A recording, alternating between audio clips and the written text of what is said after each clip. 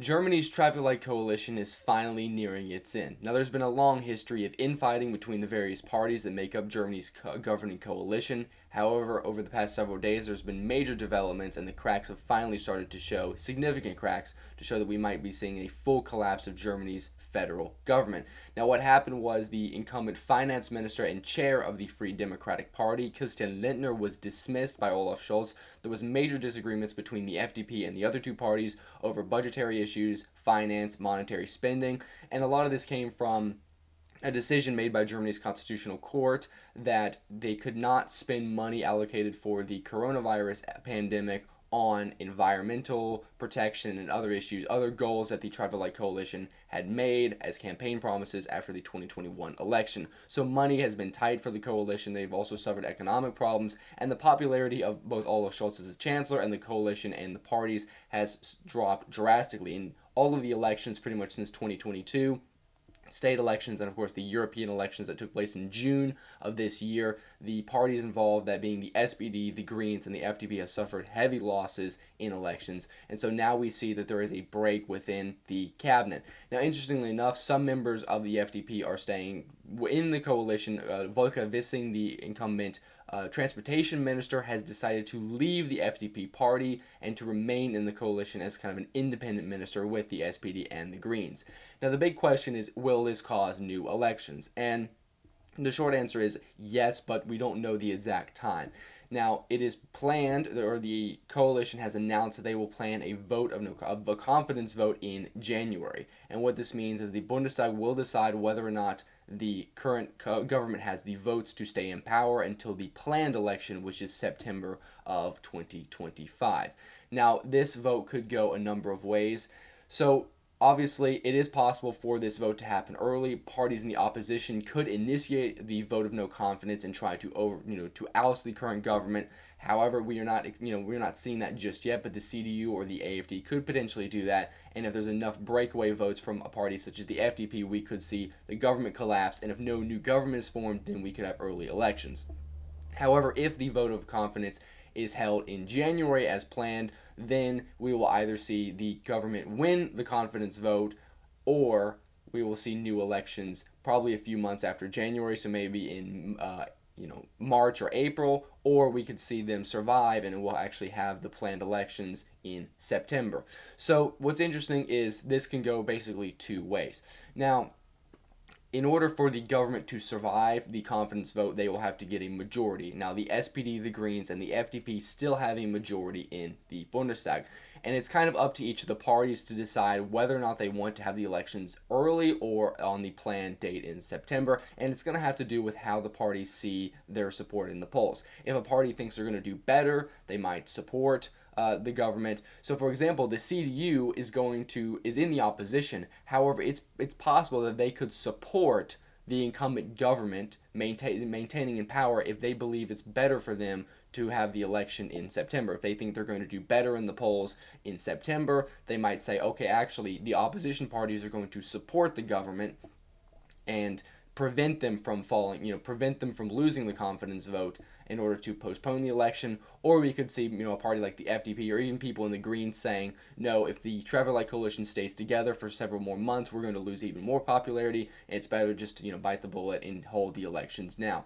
And so we don't know how it's going to go. Now, there is precedent for this. In 2005, Gerhard Schröder, the chancellor under the SPD, before Angela Merkel, did hold a vote of no confidence and purposely failed the vote with his Green coalition partners in order to hold the election early. It was a risk, and it was a risk that maybe would have paid off, but he barely missed it. The SPD did slightly better than the polls were saying, and the CDU did slightly worse.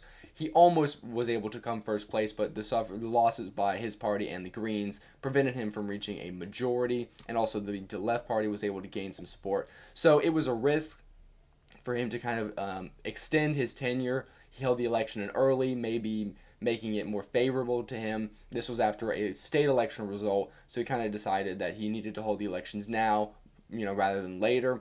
And it was a risk, and it did not work. And of course, for the SPD, it is very likely that the Tri-Light Coalition, whether they hold the elections now or later, is going to lose a lot of support. We could see the FDP fall out of the Bundestag completely, and the SPD suffer up to a 10-point swing against them, with the Greens suffering, around 2 to 5 points in losses. So the Tri-Light Coalition is most likely, almost certainly not going to retain their majority in the Bundestag, and so we will have to see as it going forward. And as we get closer to the vote of no confidence, or if we get more updates, I will definitely do more videos on this. And like I said, the different parties will vote based on when they think the election will best benefit their party. Now, if there is a snap election, it will, like I said, take place after January. Could take place sooner or could take place in September. But nonetheless, here I want to take a look at the polls to see where we are heading for the next Bundestag. Now, the polls have not changed significantly over the past several weeks, several days. The CDU-CSU is maintaining a very strong lead. In this instance, with this being the case, it is very likely that Friedrich Merz, the chair and chancellor candidate of the CDU-CSU, will become the country's next chancellor, forming a coalition government either with the SPD or with the Greens, both of which have a governing majority.